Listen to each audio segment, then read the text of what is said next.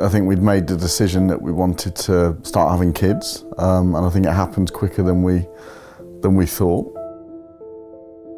It was exciting, just really exciting. There was no alarm bells or emergency appointments. No, it was normal. I didn't feel the baby move very much, and I remember Googling it, as you do. I remember battling with my head, do I go in and get checked out? I didn't want to be seen as a crazy person. And then the next day, me and Dave went to the cinema, and I remember sitting in the cinema and saying, baby's still really quiet. And Dave said, do you want to go back in? We can go and get checked out again. And I was like, no, we've got our 38-week appointment tomorrow. We can just go in the morning. And then we went in the next day, and I guess the nightmare started. A midwife came in with a student, and then I think she got frustrated and she was like, I just can't do it. So then the midwife came in, and then she said, I need to go and get the consultant. And even then, it never entered my mind. I remember saying to Dave, I guess the worst is that we might have to have the baby now, and I haven't got my bag.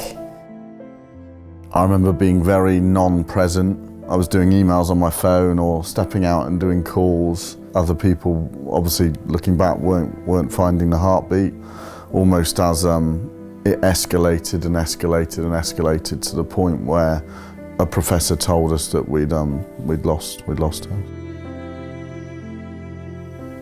And he was scanned for a little bit, and then he just said, I'm really sorry, the baby's died. So I remember thinking, they might have got it wrong. It might be, and it might be all right.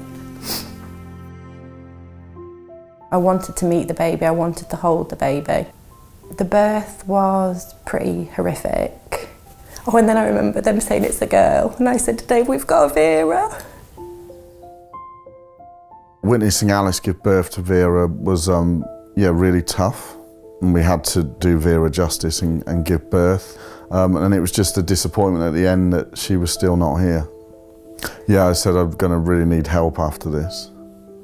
I don't know if I'll survive. Our bereavement midwife was telling us about some group therapies, and she talked about Petals. And I think later that day, I emailed Karen. I think we had our first session about a month after Vera was born, and I think it was the first time I felt calm. It was the first time I felt like I'd breathed properly.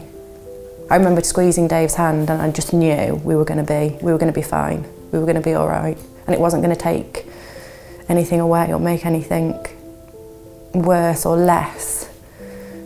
It was just going to make us better. I wanted to talk about her without feeling massive sadness. I wanted to tell people about her.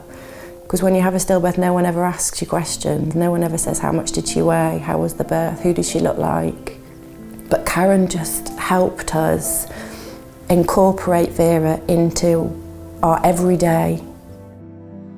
And Karen and Petals gave us the mechanisms and the space to do that.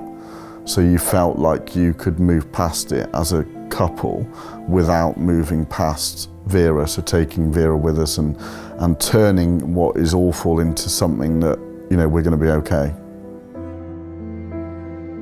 We found out we were expecting Fred when we were on holiday. We had a session a couple of days after we got back, and I was desperate to tell Karen. It was a bit like, oh my God, how are we going to do this again? And 9 months feels like a really long time. And I remember at one session, I think I was about 30 weeks, and I said to her, I've packed 2 bags. I've packed for a bag if he's okay, and I've packed a bag if he's not okay.